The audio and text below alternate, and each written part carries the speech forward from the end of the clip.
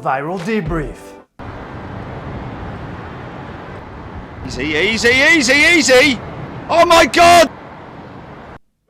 Coming up.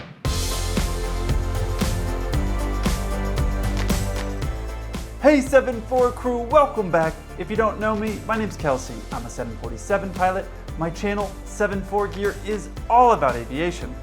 Now this video is going to be mostly on tail strikes. A lot of you have sent me multiple tail strikes, so I thought I'd put them all together in one video. If you have a video that you think would be great for this viral debrief series, just send it to my Instagram. Let's get into it.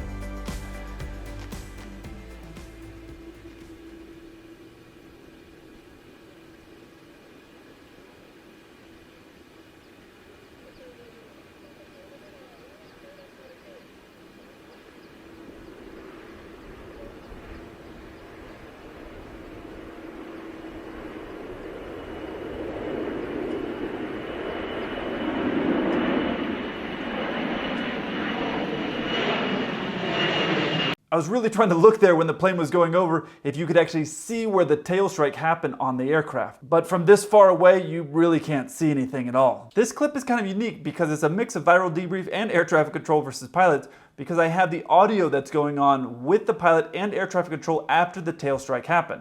A tail strike can happen for a few different reasons. One of the most common is that the pilot actually pulls back on the yoke too hard. It can be wind related, where the wind is impacting things, but at the end of the day, the pilots are responsible for safely getting the aircraft off the ground, and in this case, they pulled back too far and they struck the tail. If you aren't familiar with the term tail strike, where you see this puff of dirt show up, that is actually the tail of the plane hitting the ground. Now, some planes are easier to have a tail strike on than others. Some planes you may be able to rotate 14 or 15 degrees nose up when you take off from the ground. Others you might only be able to get 3 or 4 or 5 degrees until you get away from the ground, and then you can climb and pitch up higher. So it's different for every plane. I don't know this plane what its actual original pitch angle is, and I have no way of calculating how much they pitch, but it was obviously too much. The manufacturers of these planes, this is obviously a Boeing 747, they do testing to see exactly how much of a pitch up it's going to be before the tail starts dragging on the ground. And that's typically the main cause of having a tail strike. Other things that you can have is the trim setting. There's a trim setting that we set before we take off. You could have set that wrong. That could cause a tail strike. You could rotate too early. That could cause a tail strike because you're wanting to get the plane off the ground. But manufacturers are now starting to create a thing where if you actually are rotating too hard, you're pulling back too much, there is actually technology to prevent the plane from having a tail strike. Like, it will reduce the angle. Even though you're pulling back, it will reduce and prevent that tail from striking the ground, which is really interesting. And like I was talking about earlier about the different pitch angles, here you can see the tail strike on a 747-8 is slightly less than that of a 747-400. Now, I'm not good enough to tell the difference between that small variance of a pitch angle. It's kind of like when I'm flying the Dreamlifter, that modified 747, people say, oh, it feels like this and that. I'm like, man, it feels like a 400 to me when I'm flying it. So some people are maybe more sensitive to it than I am. When I'm flying, I have a pitch angle that I go for, and then once we're away from the ground, then I will follow the flight director to maintain the speed that I need in order to get the flaps up. You can see on their climb out here, they're doing just a normal pitch angle. They didn't do anything where they nosed over the plane or anything to indicate that they were even aware that there was possibly a tail strike. The problems that you can have when you rotate too aggressively, though, is a tail strike. The other time that you'll see that is if you're going too slow. If you put in the speeds and you pull back and you want to get the plane off the ground and you pull it back too far, then you're actually having an aerodynamic impact, which is way past what we're trying to cover here. But if you're pulling back and you're holding the nose up and the plane's not getting off the ground, it can really impact you from actually taking off by pulling back too far. Let's see the second part of this clip.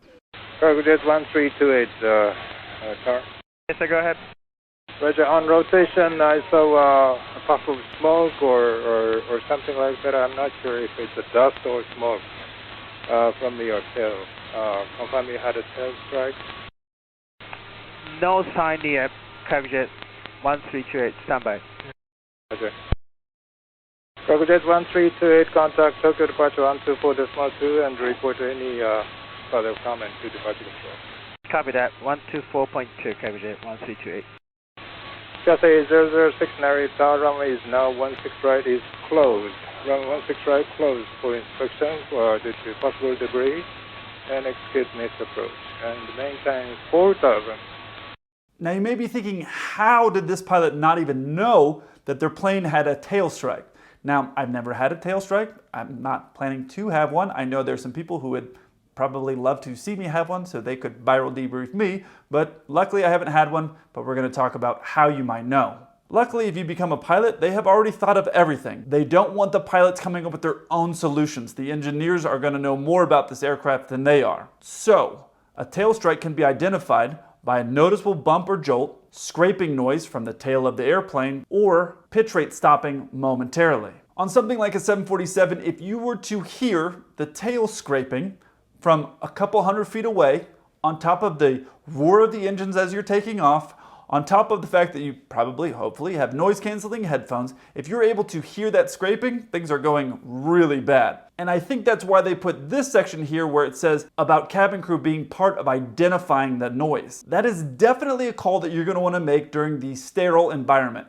Typically, during sterile below 10,000 feet, the cabin crew are not supposed to interrupt the pilots. However, in this case, if you were to have a tail strike and you were sitting in the back of the aircraft and you heard that, that is something that me as a captain, I would definitely want to have that information. I would want to know, hey Cap, on rotation, I heard something dragging. I'm in the aft galley. I heard something on rotation back there scraping. For sure, that's a call that you're going to want to make before the 10,000 feet call. Because what you could have is actually a new pilot that's up there that's unfamiliar with that aircraft, and they may not have felt that feedback. It could have been a very slight bump of the ground. And so if you're sitting in the other seat, and that's a long distance away on a 747, I know this wasn't a 747 in the video, don't get too excited, but that's a long distance away. So if it was just a light scrape and your hands aren't on the controls, you may not get that feedback that the other pilot got. So on a plane, on a 747 that's full of passengers and there's flight attendants that are in the back, they hear that scrape, they should make that call. If you are flying and you feel that feedback like you're normally pulling back and all of a sudden you felt it like stop, well, then you know. And that's definitely one of those things that you just want to confess and say, hey, that didn't feel right on rotation. I think we may have hit the ground, or whatever that is. It's definitely just best to fess up right then instead of making the situation worse. Here's why. You often hear me refer about a book that we use in case we have emergencies. This is a page straight out of that book. And here is the page that's regarding tail strikes. And you see right here at the very top something very important. Continued pressurization of the airplane can cause further structural damage. I think most of you can realize that pressurizing an aircraft that is structurally damaged is not going to be a great idea, but look what happened here with these pilots. As you can see here, they made the decision to fly over the ocean and continue their flight. Now these pilots are definitely not the first to fly after a tail strike, and there definitely won't be the last. I was told about it when I was going through my initial ground school on the 747 about a very similar incident involving a 747. What they did is they had a tail strike, very similar to this. I almost think it might have been in Japan, and they flew across the ocean as well. So it's one of those things that if you have a tail strike, regardless of the situation, or air traffic control says, hey, we think you had a tail strike, at that point, it's probably better to say, hey, let's be better safe than sorry. Let's follow this checklist. Let's not pressurize this aircraft and put ourselves over the middle of the ocean, possibly in turbulence or a thunderstorm. Let's go back and land and sort it out there. That's the safer move, and at the end of the day, I would talk about safety is your number one priority. In this case, they're flying cargo, but it shouldn't matter. When I'm flying passengers or when I'm flying freight, I make the exact same decisions when it comes down to safety. I might fly it a little bit differently as far as for like the bumps and the turbulence and stuff like that, but when it comes down to the safety decisions like this, it's 100% the exact same. So just as a reminder, if you're ever turning around over an airport on your way to fly across the ocean and you see these little trucks coming in behind you, they send another plane on a go-around, it's probably time for you to think about not continuing your flight and coming back to land. Making the decision to continue the flight after air traffic control warned you and advised you that they think you had a tail strike, that was a bad choice. Having a tail strike, well, anybody can have a bad day. That can happen to anybody, that could happen to me. But once you have that information and they said, hey, we think you had a tail strike, at that point I think it's best to be conservative for sure and say, hey, let's go back because maybe we did have a tail strike. Maybe it was so light that we just didn't even notice. But I think the company, any airline, is going to hear, hey, this is the situation. We took off.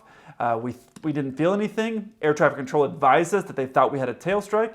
Based off of this book right here, which we call a QRH, it says right here you should go back to the airport. And in that case, what you'd have is a bunch of people going, tail strike, that sucks, but you wouldn't have a couple 100,000 people on the internet and some random pilot in a hotel judging your poor decision.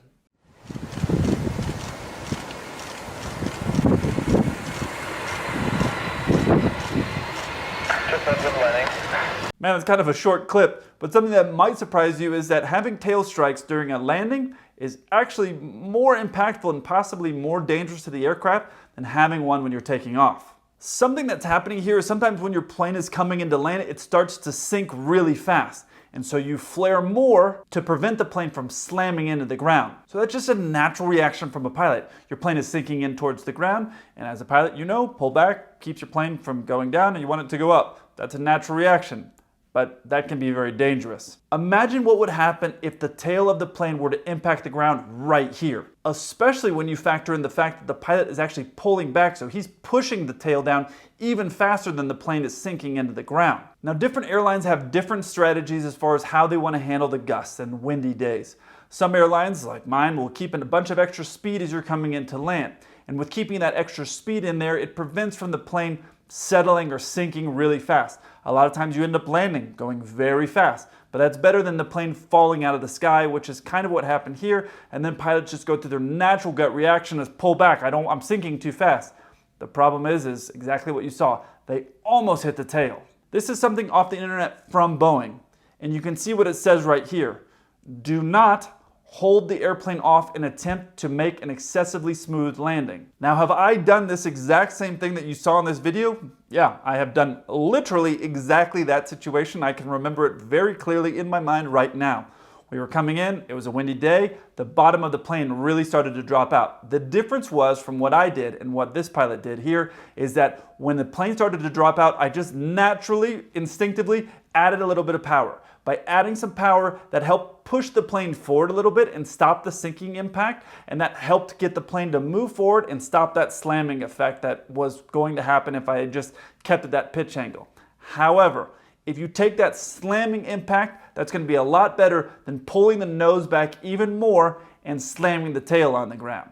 You can see right here the pilot made the right reaction after pitching the nose up too much. They pushed the nose forward and they just took the hard landing. Now in my case, when that happened to me, luckily I was flying a regional jet. Now those little jets, it's a lot less weight, it's a lot easier to get the engines to spool up, and so you can push it up and have the plane move forward very quickly.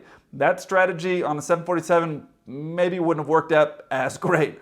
But something to know is that it's better to take that hard landing, let the passengers get off saying, oh man, you suck, and the flight attendant's making fun of you. That's better than having a tail strike, because everybody is going to be talking about you, and you're going to get a nickname, something like Tail Strike Timmy, and you don't want to have a nickname in aviation. Trust me, I've seen it happen, and it's never for a good reason. Oh, he's got this one. He's lucky. He's got this one. Yeah, he's got that.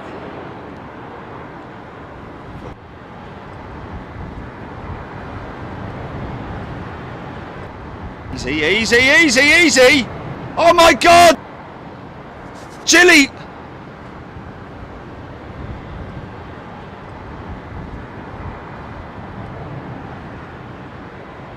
Oh my flipping.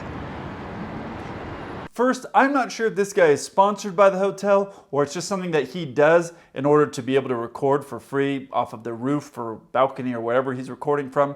But who do we know that also makes YouTube videos from around the world in hotels? Just something I thought I should mention. But he jinxed the pilots right here when he says this. Oh, he's got this one. Yeah, he jinxed them right away as soon as he said that.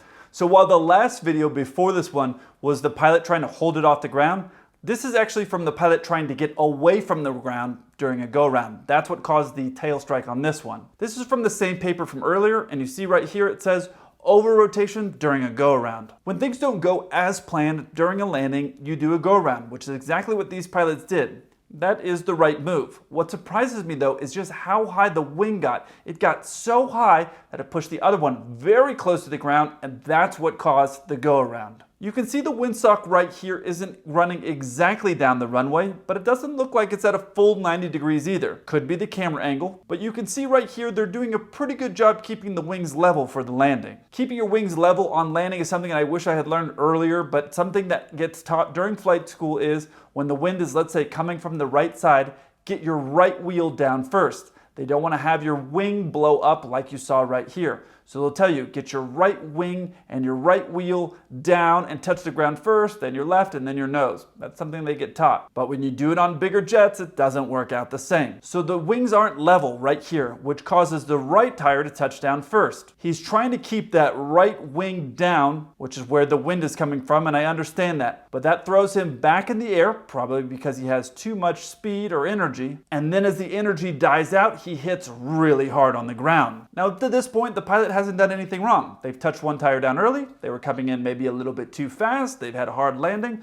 Those are all part of being a pilot. Some days it's really awesome. Some days it's embarrassing. Sometimes it's in front of 200 people, or in my case, it might be in front of 450 people. But either way, things are totally normal. Here's where it starts to go bad though. Now that the energy dies, he's hit hard, and every pilot's made that mistake. But what he does is he lets the wing go up here. A terrible habit that I got into, and a lot of pilots do it, and I've done it even on the 747, is that they think once you've landed, you've kind of done it. Once you get your mains on the ground, you don't need to worry about that keeping the aileron or keeping the wing into the wind. That's a terrible habit to make. Like I said, I had it happen on the 747, I've done it on other planes. Now once you get slowed up enough, it doesn't really matter. But at these speeds, the plane is still right at the speed that it wants to be at in order to fly. So if you don't keep the wing down, as soon as your plane gets onto the ground, what can happen is exactly what you saw here.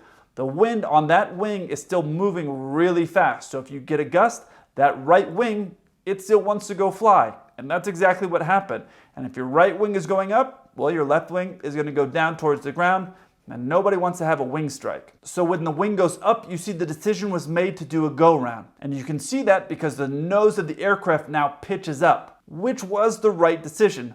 However, you can see they over-pitched and over-rotated, and then someone up on the flight deck realized that because you can actually see the nose come back down as they rotated too much initially. Now I have done all of the things that you've seen in this video here. I've had a one-wheel touchdown and then bounce back up in the air because I was going too fast, and then have it result into running out of energy and slamming into the ground. I have done that. I've also done what this pilot did, which is let the ailerons go neutral, and then the wind got underneath the wing like that and started lifting that wing up. I have done that too. Luckily, I have not then had to do a go-around and then struck the tail. I have not done that. Had they put that correction back in a little bit, not a lot, it's something about aviation that's weird is you have to make very quick decisions, but not abrasive or rash. You might have a little bit of control in there. You don't want to go really far one way, because what will happen is you thought your left wing was going to hit, and then you say, oh no, my right wing is up, and you go really hard the other way, and then what you do is you end up slamming that right wing on the ground, and you think, man, that really is not what I had intended for, but that has happened too. You see that sometimes when the planes are wobbling down the runway, partly, sometimes that is because they are overcorrecting one way or the other. And then after you initiate that go-around, then you have all of the other things that you have to do, which is really something I really wish air traffic controllers would sit in with pilots, maybe in the simulator, when they have an unexpected go-around, and just watch the workload that builds up for us very quickly. Because as a pilot, you're coming in and your mindset is landing the plane, landing the plane, landing the plane, and then in a split second, you go from landing the plane to flying the plane and taking it away from the ground.